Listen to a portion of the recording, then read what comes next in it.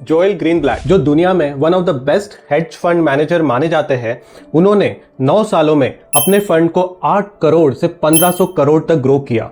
और ये करते हुए उन्होंने अपने इन्वेस्टर्स को हर साल माइंड बॉगलिंग 50% का रिटर्न दिया। उन्होंने अपने लर्निंग्स को हमारे जैसे रिटेल इन्वेस्टर्स के साथ शेयर करने के लिए कुछ बहुत ही इंटरेस्टिंग बुक्स लिखे हैं, और उनमें से एक बुक जो इन्वेस्टर्स के लिए one of the best investing guide मानी जाती है, वो है you can be a stock market genius. इस बुक में जोएल ग्रीनब्लैट कुछ स्पेशल इन्वेस्टिंग सिचुएशंस डिस्कस करते हैं जिन पे अगर ऑर्डिनरी इन्वेस्टर्स ध्यान दे तो वो प्रोफेशनल फंड मैनेजर्स को भी बीट कर सकते हैं। और ऐसा क्यों पॉसिबल है? वेल, फंड मैनेजर्स के पास एक बहुत बड़ा कॉर्पस होता है जिससे जल्दी से यहाँ वहां मूव करना बड़ा मुश्किल होता है। ऊपर से उन पे सेबी के बहुत सारे रिस्ट्रिक्शंस है जो हमारे जैसे ऑर्डिनरी इन्वेस्टर्स पे नहीं होते। और इसीलिए जोएल ग्रीनब्लैट के अनुसार अगर हम इन स्पेशल सिचुएशंस में इन्वेस्ट करें तो हमारे रिटर्न्स बहुत सारे फंड मैनेजर से बेटर आ सकते हैं। सो आइए दोस्तों, आज के वीडियो में देखते हैं ऐसी कौन सी 3 स्पेशल सिचुएशंस है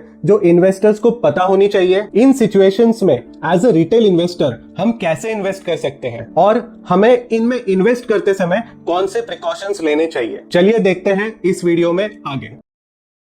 पहली सिचुएशन जिसकी हम बात करेंगे वो है स्पिन ऑफ्स। अब ये स्पिन ऑफ्स क्या होते हैं? वेल, इमेजिन कीजिए कि एक बहुत बड़ी कंपनी है, फॉर एग्जांपल रिलायंस इंडस्ट्रीज। अब रिलायंस के अलग अलग बिजनेसेस हैं, जैसे कि उनका जियो बिजनेस, उनका एनर्जी बिजनेस, रिटेल बिजनेस या फिर उनका फाइनेंशियल सर्विसेज बिजनेस। अब जब एक कंपनी में बहुत सारे बिजनेस होते हैं तब मैनेजमेंट को सारे बिजनेसेस पे इक्वल फोकस करना बहुत मुश्किल हो जाता है। सो तब मैनेजमेंट एक स्पेसिफिक बिजनेस को मेन कंपनी से निकाल के एज अ सेपरेट कंपनी बना देती है, फिर उसे स्टॉक मार्केट पे लिस्ट कर देती है और एग्जिस्टिंग शेयर होल्डर्स को इस नए कंपनी के शेयर्स भी इशू कर देती है। और इस पूरे प्रोसेस को स्पिन ऑफ कहते हैं। इनफैक्ट इसका एक बहुत ही अच्छा एग्जांपल है जियो फाइनेंशियल सर्विसेज, जिसे 2023 में रिलायंस इंडस्ट्रीज ने स्पिन ऑफ करके as a separate company list किया था। और तब से अब तक क्या आप गेस कर सकते हैं कि इस कंपनी ने कितने रिटर्न्स दिए होंगे? 22% CAGR, यानी हर साल इस कंपनी ने अपने इन्वेस्टर्स को 22% रिटर्न्स दिए हैं। और ये इकलौता एग्जांपल नहीं है दोस्तों। इसी साल जनवरी में ITC ने अपने होटल बिजनेस को स्पिन ऑफ किया है और उसने सिर्फ 7 महीनों में अपने इन्वेस्टर्स को 39% का रिटर्न दिया है। अगर हम पिछले 20 सालों के कुछ स्पिन ऑफ कंपनीज देखें तो सबसे इंटरेस्टिंग एग्जांपल है बजाज फिनसर्व का, जिसे 2008 में बजाज ग्रुप ने बजाज ऑटो से स्पिन ऑफ कर दिया था। और इस स्टॉक में अगर उस टाइम किसी इन्वेस्टर ने 1 लाख रुपए इन्वेस्ट कर दिए होते तो आज उसकी वैल्यू 30 गुना यानी लगभग 30 लाख रुपए होती। यस, सो क्या रीजन है जिसके वजह से ये स्पिन ऑफ अपने इन्वेस्टर्स के लिए इतनी वेल्थ क्रिएट कर पा रहे हैं? पहला रीजन है कि जब एक पेरेंट कंपनी अपने में से एक नई कंपनी बनाती है तो वो अपने शेयर होल्डर्स के लिए उस नए कंपनी के नए शेयर्स इशू करती है। पर कई बार जिन म्यूचुअल फंड्स को ये नए शेयर्स मिलते हैं वो इन्हें तुरंत मार्केट में डंप कर देते हैं, क्योंकि मोस्टली ये नई कंपनी उनकी फंड साइज के लिए बहुत छोटी है या फिर उनके सेक्टर स्ट्रेटेजी में नहीं बैठती। इससे मार्केट में इस कंपनी के शेयर प्राइस अपनी इंट्रिंसिक वैल्यू से नीचे गिर जाती है और ये एक गोल्डन अपॉर्चुनिटी होती है रिटेल इन्वेस्टर्स के पास, जब वो इस कंपनी के शेयर्स बहुत सस्ते में अक्वायर कर सकते हैं। अब अगर दूसरे रीजन की बात करें तो स्पिन ऑफ से पहले ये नई कंपनीज अपने पेरेंट कंपनी का एक छोटा सा डिवीजन होती है। इन पे किसी का खास ध्यान नहीं होता, ये अपने बड़े से पेरेंट कंपनी के परछाई में गायब हो जाती है। पर स्पिन ऑफ के बाद इस नई कंपनी के मैनेजमेंट को डिसीजन मेकिंग का इंडिपेंडेंस मिल जाता है। उन्हें इस नई कंपनी के स्टॉक ऑप्शंस मिल जाते हैं,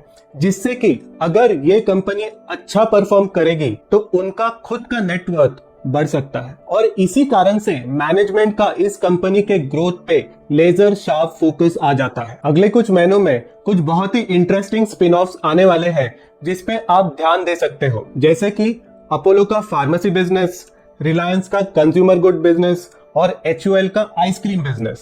पर जैसे कि आप समझ सकते हैं कि ये कोई इन्वेस्टमेंट एडवाइस नहीं है। अपनी रिसर्च के बाद या फाइनेंशियल एडवाइजर को कंसल्ट करने के बाद ही कोई डिसीजन ले। दूसरी इंटरेस्टिंग सिचुएशन जिसकी हम आज बात करने वाले हैं उसे कहते हैं मर्जर आर्बिट्राज। अब ये क्या है? इसे एक एग्जाम्पल से समझते हैं। मान लीजिए कंपनी ए अनाउंस करती है कि वो कंपनी बी को अक्वायर या अपने में मर्ज करने वाली है और उनकी बाइंग प्राइस ₹100 पर शेयर होगी। अब जैसे ही ये न्यूज अनाउंस होती है, कंपनी बी जिनकी प्राइस ₹60 पर शेयर होती है वो ₹90 तक जंप कर जाती है, पर मोस्ट ऑफ द टाइम्स वो पूरी ₹100 नहीं होती। और ऐसा क्यों? वेल, हर डील में एक रिस्क होती है कि वो डील ही ना हो, और ये सारे बड़े इन्वेस्टर्स को पता है। इसीलिए वो कभी भी कंपनी बी के स्टॉक को ₹100 जो कि उसकी बाइंग प्राइस है उस पे नहीं खरीदेंगे, और जब तक डील पूरी नहीं होती कंपनी बी की प्राइस ₹100 पे मोस्ट ऑफ द टाइम्स नहीं जाएगी। और इसी चीज का एडवांटेज सिंपल रिटेल इन्वेस्टर्स उठा सकते हैं। अगर रिटेल इन्वेस्टर्स कंपनी बी के शेयर्स को ₹90 पे बाय करते हैं और डील होने तक होल्ड करते हैं तो उन्हें पर शेयर ₹10 का फायदा हो सकता है।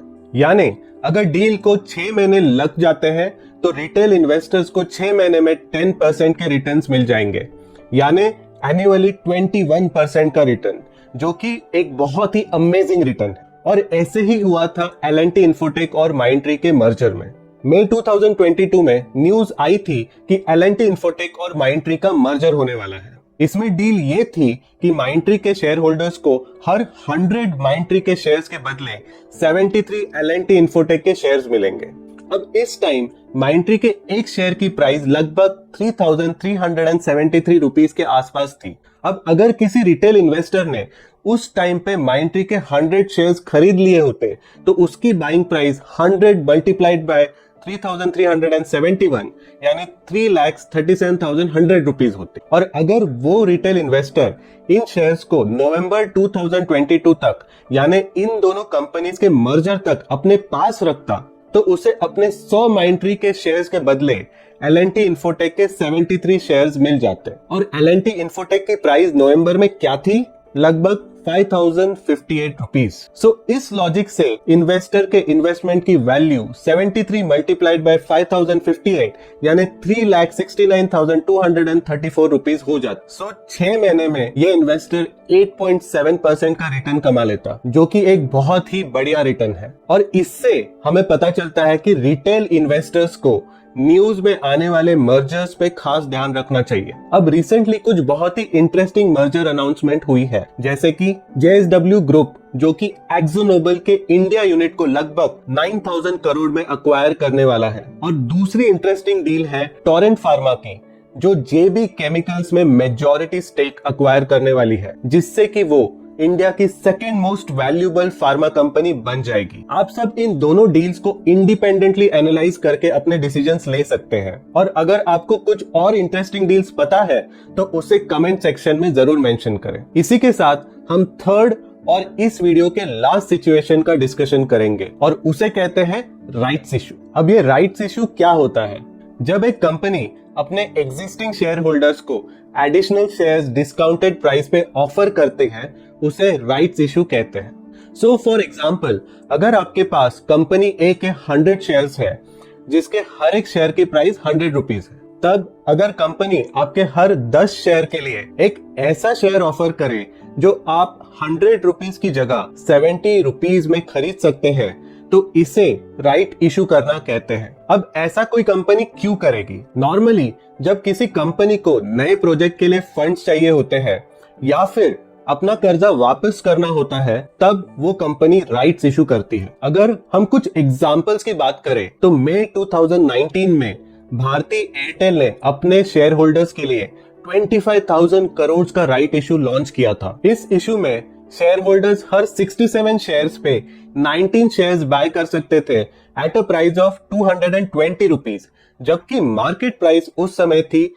₹330। यानी एयरटेल अपने शेयर होल्डर्स को 33% डिस्काउंट पे शेयर्स ऑफर्स कर रहा था, जो कि एक बहुत ही बड़ा डिस्काउंट था। जिन रिटेल शेयर होल्डर्स ने इस राइट इशू में शेयर्स बाय किए उन्हें ना सिर्फ 33% का फायदा हुआ बल्कि अगले एक साल में इस शेयर ने ऑलमोस्ट ₹570 टच किया, जिससे कि शेयर होल्डर्स को टोटल रिटर्न 260% बना। यस, सही सुना आपने, 260%। इसी तरह रिलायंस इंडस्ट्री ने 2020 में 53,000 करोड़ का राइट इशू लाया था एट अ डिस्काउंट ऑफ 13%, पर जिन शेयर होल्डर्स ने इस राइट इशू को सब्सक्राइब किया उन्हें 1 साल के अंदर मार्केट रैली की वजह से 40% से भी ज्यादा का रिटर्न मिला। सो ये राइट्स इशू रिटेल इन्वेस्टर के लिए बहुत बड़ी अपॉर्चुनिटी हो सकती है। आप स्क्रीन पे इस साल आने वाले कुछ राइट्स इशू देख सकते हैं। आप इन्हें इंडिपेंडेंटली स्टडी कर सकते हैं या फिर अपने फाइनेंशियल एडवाइजर्स को पूछ सकते हैं। अगर आपको इनके अलावा कुछ और इंटरेस्टिंग राइट्स इशू पता है तो उसे कमेंट सेक्शन में जरूर लिखें। फाइनली अब सबसे इंपॉर्टेंट सवाल, क्या इन तीनों स्पेशल सिचुएशंस में हमेशा पैसा बनता है? इसका जवाब है ऑफ कोर्स नहीं। इन्वेस्टिंग में कोई भी अपॉर्चुनिटी एब्सोल्यूट नहीं होती है, सब कुछ प्रोबेबिलिटी बेस्ड होता है। इन स्पेशल सिचुएशंस में भी कई सारे एग्जांपल्स है जहां पे इन्वेस्टर्स का पैसा डूबा है, जैसे कि NMDC स्टील जो NMDC लिमिटेड का स्पिन ऑफ है। इस स्टॉक ने लिस्ट होने के बाद से अपने इन्वेस्टर्स को ऑलमोस्ट ना के बराबर रिटर्न्स दिए हैं। उसी तरह अगर IDFC limited and IDFC first bank के मर्जर पे अगर कोई पैसा लगाता तो उसे भी ऑलमोस्ट 0 रिटर्न्स मिलते। और अगर फेल्ड राइट्स इशू की बात करें तो इसका बेस्ट एग्जांपल है 2019 का वोडाफोन आइडियाज राइट इशू। इस राइट इशू में जिन जिन इन्वेस्टर्स ने इन्वेस्ट किया उन्होंने ऑलमोस्ट अपना पूरा कॉर्पस लूज कर दिया। सो चाहे कोई भी सिचुएशन हो, हर सिचुएशन में इन्वेस्ट करने से पहले वो स्टॉक फंडामेंटली कितना साउंड है वो एनालाइज करना बहुत इंपॉर्टेंट है। मैंने जोएल ग्रीनब्लैट के एक और super interesting strategy magic formula investing को अपने एक दूसरे वीडियो में कवर किया है। अगर आप इंटरेस्टेड हो तो स्क्रीन पे दिखने वाले वीडियो पे क्लिक कर सकते हो। होपफुली वीडियो इंफॉर्मेटिव लगा। मिलते हैं अगले वीडियो में, तब तक स्मार्टली इन्वेस्ट करें, वेल्थ बिल्ड करें।